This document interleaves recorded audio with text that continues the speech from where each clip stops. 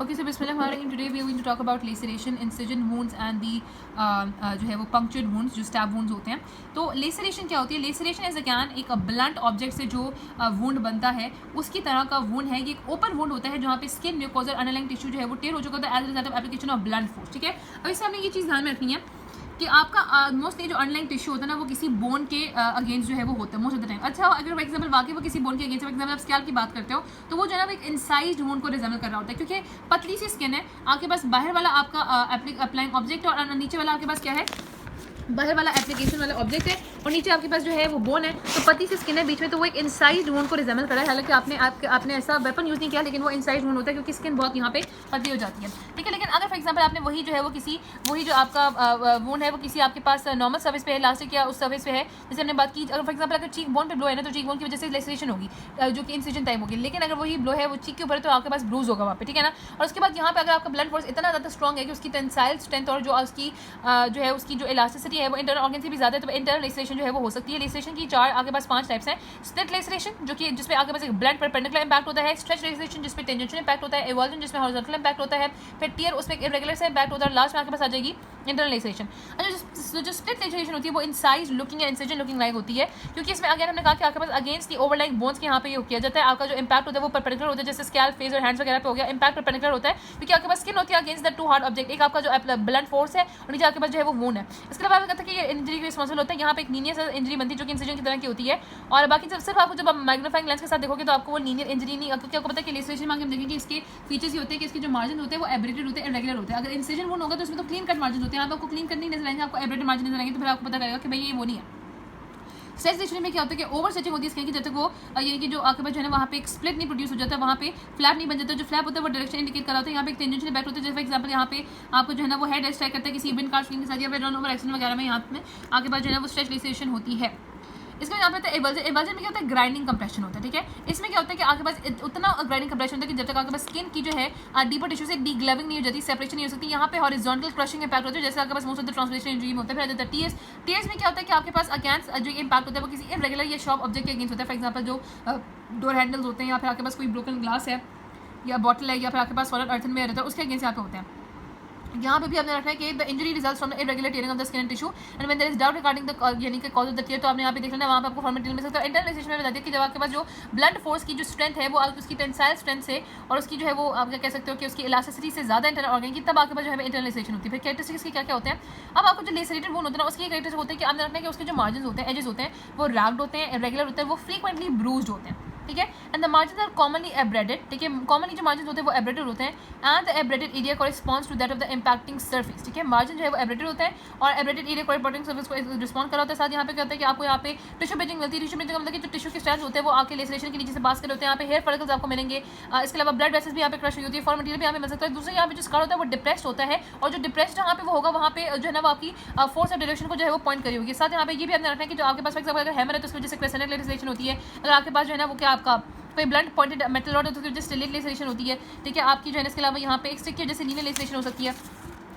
उसके बाद हम आ जाते हैं आपके पास नेक्स्ट जो आपका आ जाता है कि इसकी मेडिकल इंपॉर्टेंस क्या है. देखो आपने ऑलरेडी बता दिया कि अगर आप सिर्फ देख के बताते हैं ना, अगर सिर्फ एक्सटर्नली देख सकते तो जरूरी नहीं है कि आपको इंटरनल इंजरी का भी पता चल जाए.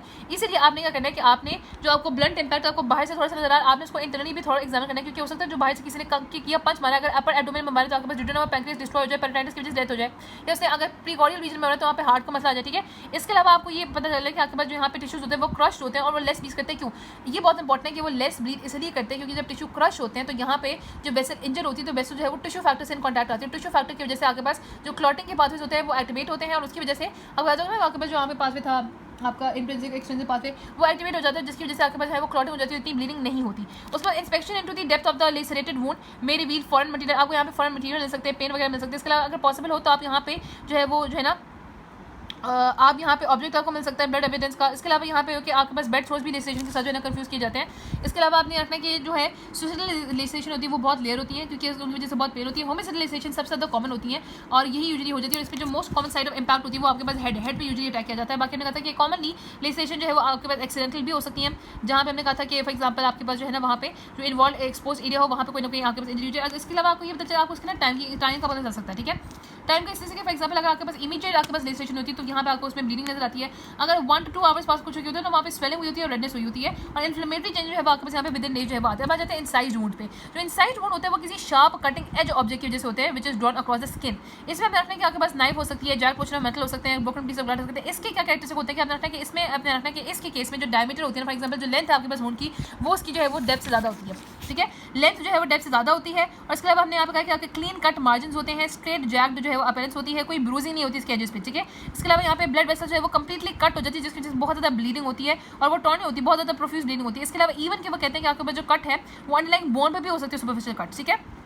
इसके अलावा आपने रखना है कि फॉर एग्जांपल अगर ये जो आपके पास इंसिजन वुंड है वो किसी रिंकल स्किन के ऊपर, जैसे आपके पास जो स्क्रूटम की लैक स्किन होती है ना, तो वहाँ पे कहता है कि आपको वहाँ पे मल्टीपल पासिंग वुंड्स नजर आते हैं, ठीक है। यहाँ पे हम लिखेंगे आपको वन और several locations in a sequence of, हमने कहा कि यहाँ पे जो स्वीप, यहाँ पे रिंकल स्किन में sweeping cut or motion of the sharp instrument contacts the skin in one then more than one several location in sequence as passed it by। तो उसको हम यहाँ पे जो है ना वो आपके उसको हम यहाँ पे wrinkled wound कहते हैं, ठीक है ना।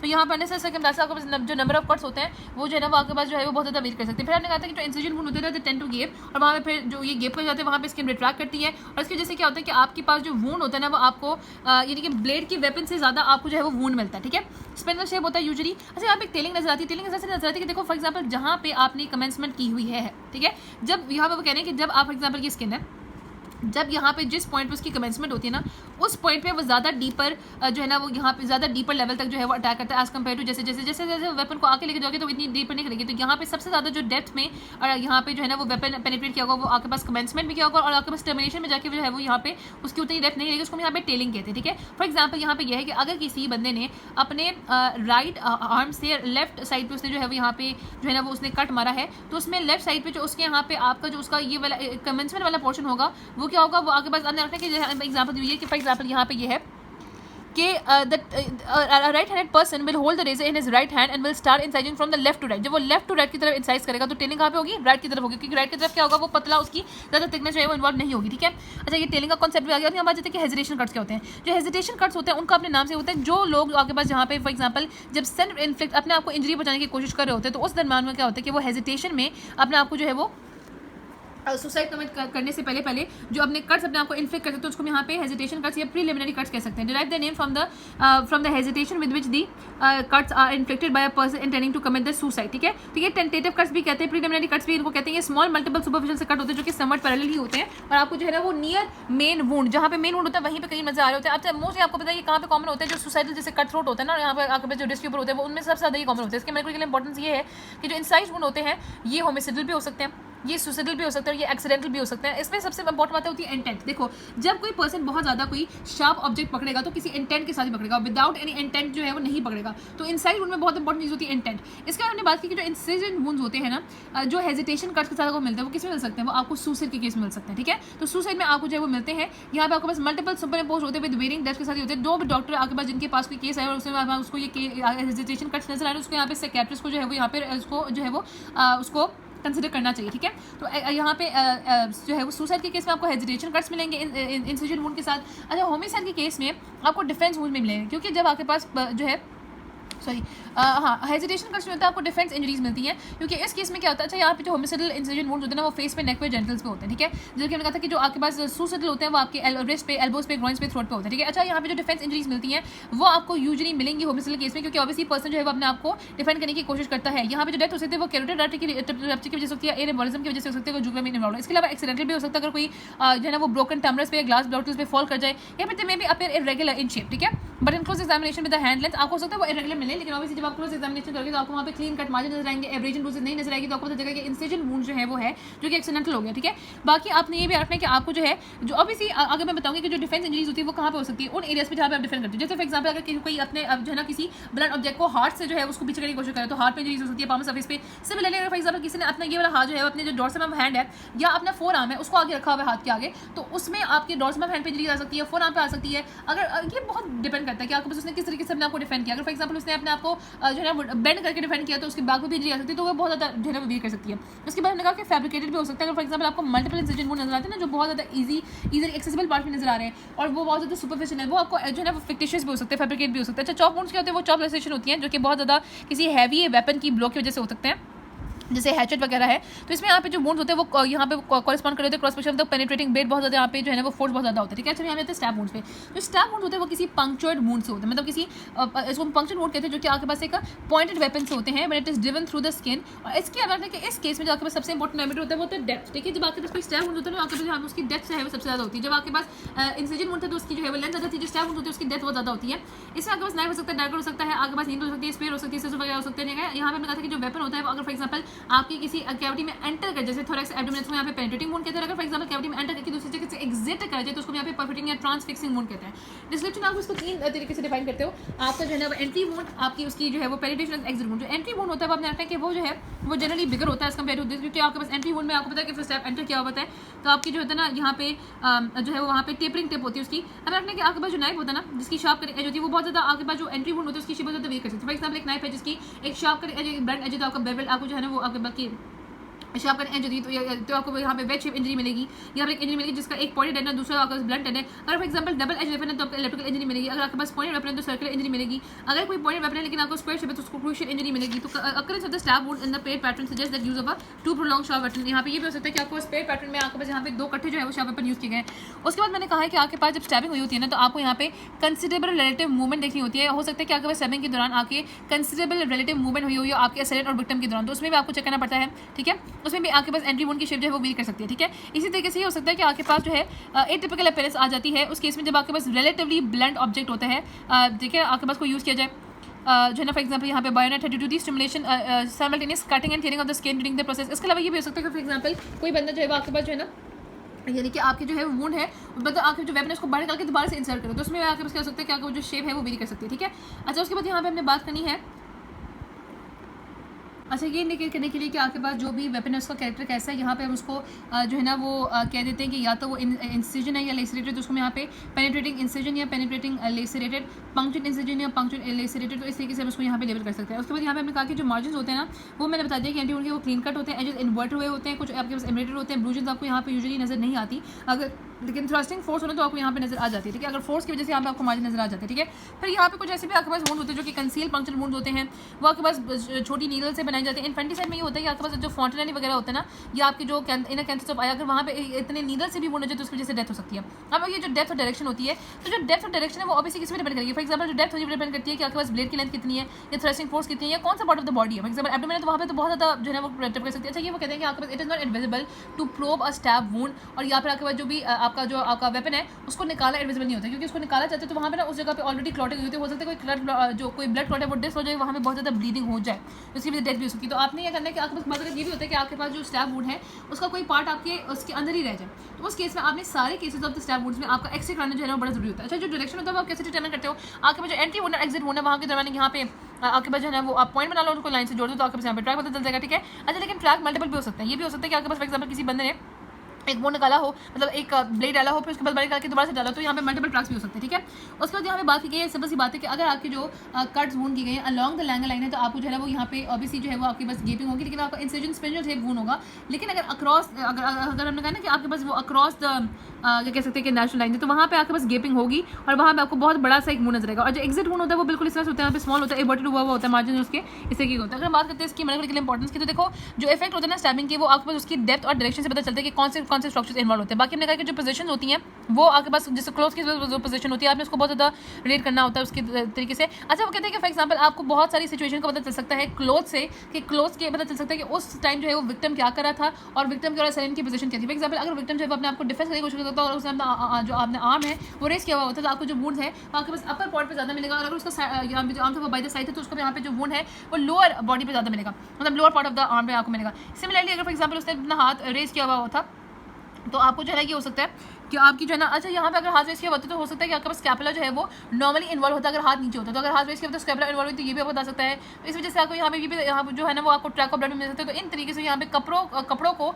और उस स्टैब वुंड्स को रिलेट करके आप यहाँ पे पोजीशन आइडेंटिफाई कर सकते हो कि उसकी एट द टाइम जो है वो उस वक्त क्या पोजीशन थी। इसके अलावा आपको पता है कि आप जो डेप्थ ऑफ पेनिट्रेशन है कि आपने ऑर्गन्स को अपने रखने के ऑर्गन अपने जो वो बैठा अच्छा उसमें यहाँ पे कि मल्टीपल स्टैब वुंड जो है वो मेल विक्टिम में हो सकता है होमोसेक्सुअल असॉल्ट को डिटेक्ट करें। जो होमिसाइडल स्टैब होता है वो फ्रीक्वेंटली जो है उसमें यहाँ पे डिफेंस वुंड होते हैं, तो आपको यहाँ पे डिफेंस वुंड यूजुअली तभी होते हैं जब विक्टिम अवेयर होगा, ठीक है, जब विक्टिम ड्रग के इन्फ्लुएंस में नहीं होगा या विक्टिम जो है वो बंधा हुआ नहीं होगा, ठीक है। अगर विक्टिम बंधा हुआ है या फिर इन्फ्लुएंस में है तो फिर ऑब्वियसली आपको कोई डिफेंस वुंड में नहीं नजर आएंगे, ठीक है। तो आपने दूसरा ये कि आपके पास जो अच्छा ये भी होता है कि जब फॉर एग्जाम्पल अगर ऐसा केस है जिसमें हमने फॉरेंसिक बाद में सर्जरी परफॉर्म करनी पड़ी है, तो उसको यहाँ पे ये होता है कि सर्जरी के दौरान ये हो सकता है कि आपकी जो पाथवे है वो डिस्टर्ब हो जाए या फिर एक मल्टीपल पाथवे बन जाए किसी ड्रेनेज ट्यूब की वजह से, तो मेडिकल ऑफिसर को जो है वो आपके पास बहुत ज़्यादा सर्जन के साथ इन कॉन्टैक्ट करना चाहिए। फिर हमने कहा कि स्टैब वुंड सुसाइड हो सकते हैं, होमिसाइड हो सकते हैं, एक्सीडेंट हो सकते हैं।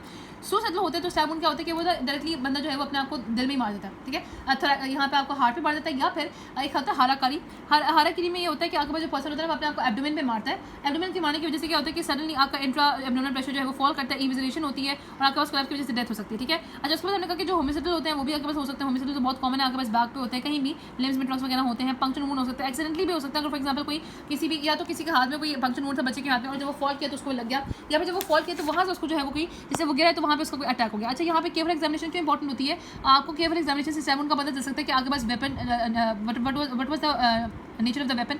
इसके अलावा approximate dimension of the weapon पता चल सकते हैं, थ्रस्टिंग फोर्स पता चल सकता है, आपकी जो है ना क्या नाम है आपका आइडेंटिटी ऑफ द वेपन हो सकती है। अगर आपको ब्रोकन पीसेस मिले इसके वेरिएशन एक्टिविटी और नेचर ऑफ इंजरी का पता चल सकता है। यहाँ पे इसके डिफरेंसेस आ सके, डिफरेंसेस जो है वो बेस करते हैं प्रोडक्शन पे, साइड पे, शेप पे, मार्जिन पे, डायमेंशन पे, हेयर और हेमरेज पे, सराउंडिंग और फ्रंट बॉडी पे। लेजिस्लेशन में आपको पता है ब्लंट ऑब्जेक्ट होती है, इनसाइज वुंड में आपके पास ऑब्जेक्ट विद द शार्प करेगा जो होती है, स्टैब वुंड्स में आपके पास पॉइंटेड ऑब्जेक्ट होता है। साइड यहाँ पे बोरल परफॉर्मेंसेस पे होता है, यहाँ पे कहीं भी हो सकता है, यहाँ पे कहीं भी हो सकता है, लेकिन आपके पास चेस्ट पे और थोरैक्स वगैरह पे ज़्यादा होता है। शेप यहाँ पे इरेगुलर होती है, यहाँ पे आपके पास लीनियर स्पेस शेप होती है, यहाँ पे वेपन पे डिपेंड करती है, और मार्जिन भी यहाँ पे रेगुलर होते हैं, यहाँ पे जो मार्जिन होता है वो क्लीन कट होते हैं, यहाँ पे भी आपके पास वेपन पे डिपेंड करती है। डायमेंशन यहाँ पे वेरिएबल्स हो सकते हैं, ठीक है, वेरिएबल डायमेंशन हो सकता है, लेकिन यहाँ पे हमने कहा था कि डायमेंशन में इसकी लेंथ ज़्यादा लंबी होती है और इसकी जो है वो डेप्थ ज़्यादा लंबी होती है। हेयर और ब्लड से यहाँ पे क्रश होते हैं, यहाँ पे क्लीन कट आपको बिल्कुल हेयर भी और ब्लड से भी क्लीन कट होता है, यहाँ पे वेरिएबल होते हैं। हेमरेज यहाँ पे इतना नहीं होता, इनसाइड वुंड में बहुत ज़्यादा हेमरेज होता है, यहाँ पे भी वेरिएबल होता है। सराउंडिंग में अगर देखोगे तो यहाँ पे एवरेज ब्रूसेस होंगे, इंसिजन में आपके पास नहीं होते हैं, स्टैब वुंड में भी होते हैं, वो थर्स्ट एंड कोर्स पे डिपेंड करते हैं। फॉरेन बॉडीज हैं यहाँ पे आपको लेजिस्लेशन में तो मिलती है, लेकिन इंसिजन वुंड में भी आपको जो है वो बहुत कम मिलती है, और वहाँ के आपके पास स्टैब वुंड में जो है वो ऑब्वियसली प्रेजेंट हो सकती है, वो डिपेंड करता है कि आपके पास अंदर कोई बहुत बात रहेगा या नहीं। अच्छा जो डिफेंस वुंड होते हैं मैंने कहा था कि आपके पास वो जो है ना वो पर्सन जब उस पर अटैक हो रहा है तो वो स्पॉन्टेनियसली अपने आपको प्रोटेक्ट करने के लिए कुछ आपके पास परफॉर्म करता है, उसके दौरान जो है उसको यहाँ पे अगर वुंड लग जाए तो उसको यहाँ पे डिफेंस वुंड कहते हैं। आपके पास मोस्टली जो है वो होता है जब वो आपके पास जो है ना उसको ग्रैब कर रहा होता है वेपन को, जो उसको यहाँ पे अपर आर्म पे लग सकता है, उसको फोर आर्म पे लग सकता है, सर्फिस ऑफ पामर सर्विस पे लग सकता है, डॉर्सल सर्विस पे भी लग सकता है, अपर में भी लग सकता है। इवन कि वही मैंने बता दिया कि यहाँ पे अगर फॉर एग्जाम्पल अपने लेग को डिफेंस करने के लिए यूज़ करें या बैक को यूज़ करें तो उसमें भी लग सकता है। मेरे लिए इंपॉर्टेंट ये है कि फॉर एग्जाम्पल होमिसाइडल अटैक अगर आपके पास डिफेंस वुंड है तो वो होमिसाइडल अटैक को ही शो करें, ठीक है। इससे आपको पता चलता है कि विक्टिम अवेयर था, वो कॉन्शियस था, उसकी एबिलिटी थी को रेजिस्ट करे। आपको नेचर ऑफ अटैक और वेपन का भी पता चल सकता है ऑब्वियसली, क्योंकि हमारे पास विक्टिम तो प्रेजेंट है तो विक्टिम के ऊपर भी आपके पास यहाँ पे आ गया वेपन का निशान, तो आपको वेपन का भी पता चल सकता है, ठीक है। उसको बताते हैं सेल्फ इन्फ्लिक्टेड वुंड, इसको यहाँ पे फिक्टिशियस भी कहते हैं, फॉल्ट भी कहते हैं, फैब्रिकेटेड भी कहते हैं, इन्वेंटेड इंजरीज भी कहते हैं। ये क्यों की जा सकती है, सिंपल सी बात है, एक तो ये वजह हो सकती है to apply a false charge to support a false charge against another person. False charge कौन कौन से केस में सपोर्ट किया जाता है, जब किसी दूसरे पे इल्जाम लगाना हो कि इसने फॉर एग्जाम्पल जब फॉर एग्जाम्पल कोई बंदी जो है charge an enemy with an assault और अटेम्प्टेड मर्डर, या फिर to convert the simple injury into a grievous one, या फिर आपके पास जो है वो इल ट्रीटेड होने का या फिर जो है वो बीटिंग का इल्जाम लगाया जाए आपके पास पुलिस ऑफिसर्स के ऊपर, या फिर यहाँ पे कॉन्स्टेबल जो रिक्रूट जो करते हैं आपके पास यहाँ पे मिलिट्री से वापस जाने के लिए। इसके अलावा टू अवॉइड सस्पेशन, अपने ऊपर से जो है वो सस्पेशन को खत्म करने के लिए। बाज़ औक़ात यहाँ पे लोग क्या करते हैं कि वो अपने जो है ना वो अपने कुछ ऐसे क्राइम को डिस्ट्रॉय कर सकते हैं जो कि उनको क्राइम से रिलेट कर सके, या फिर क्या कर सकते हैं वो सिंपल वाले क्राइम को ग्रीवियस क्राइम में कन्वर्ट कर सकते हैं, या फिर वो ये भी कर सकते हैं कि आपके पास जो है जैसे आपके पास कुछ वॉचमैन होते हैं, एम्प्लॉयज होते हैं, वो अपने ऊपर ये इस चीज़ का दिखाने के लिए कि भाई हमने जो है वो अपनी प्रॉपर्टी को डिफेंड करने की कोशिश की थी, वो अपने ऊपर जो है वो अपने चला दें। फैब्रिकेटेड वुंड हमने कहा था कि आपके पास स्टैब वुंड्स हो सकते हैं, मोस्ट कॉमनली स्टैब वुंड्स होते हैं, कंफ्यूजन लेशनर्स होती है, बहुत रेयरली फायर आर्म और बर्न्स भी हो सकते हैं, ठीक है। कैरेक्टरिस्टिक क्या होता है आपके पास यूजुअली आपके पास कौन से पार्ट ऑफ बॉडी होते हैं जो एक्सेसिबल होते हैं, जैसे हेड है, फोर हेड है, नेक है, आउटर साइड ऑफ लेग है, ठीक है। फैब्रिकेटर जो है वो आपको पता है कि सिर्फ इतनी ही वुंड लगाता है जो कि उसके लिए नेसेसरी हो और जो उसके लिए पेनलेस हो। तो मल्टीपल सुपरफिशियल वुंड्स होते हैं और डायग्नोसिस आपको पता चलेगा, आपको यहाँ पे क्लोज भी एग्जामिन करोगे। अब अच्छा यहाँ पे सबसे इंपॉर्टेंट होता है क्लोथ की एग्जामिनेशन, क्योंकि आपके पास ये बड़ा मुश्किल होता है कि वो फैब्रिकेटेड वुंड्स करे और क्लोथ के साथ साथ मतलब क्लोथ के साथ करे। मोस्ट ऑफ द टाइम क्या करते हैं कि लोग क्लोथ उतार के करते हैं, तो क्लोथ के साथ अगर करेगा तो आपको क्लोथ की रिलेशन भी देखनी पड़ती है, वो सारी चीज़ें देखनी पड़ती है। फैब्रिकेटेड इंजरी जो होती है उसमें जो है यूजुअली रीसेंट एजेस को देखा जाता है, ठीक है, वाइटल बॉडी पर्सन इन्वॉल्व है कि नहीं, और यहाँ पे जो है ना ये सारा इंपॉर्टेंट था। तो लास्ट में चीज़ आपके पास होती है कि आप जो है ना वो इंजरीज़ की एज भी डिटर्मिन कर सकते हो इन तीनों की। इनमें 3 तरह की हो सकती है, क्लीन और नॉन गैपिंग इंजरी या इन्फेक्टेड या गेपिंग, ठीक है। जो क्लीन है या जो नॉन गैपिंग है उसमें हमें रखना कि फर्स्ट 24 to 36 आवर्स में वहाँ पे लिव और ब्लड को कवर कर लेता है।